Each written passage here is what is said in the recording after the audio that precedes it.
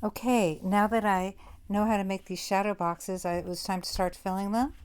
I think they're perfect for pleated objects. This one actually goes into the shadow box and on top of it. I love the way it works out.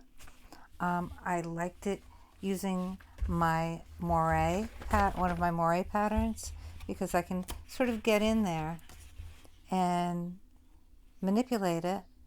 And it's kind of nice that it's inset, it's not on the surface.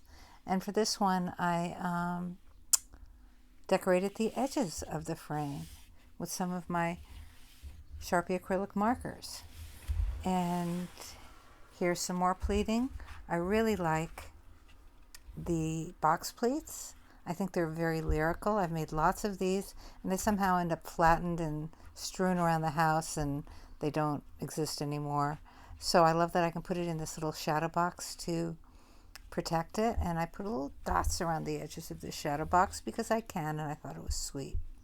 And then this is the first one that I did, which was something that my daughter made a long time ago with something I made a long time ago. And I put a little sashiko stitching around it. You can't see too well, but I also did some red cut paper and put it on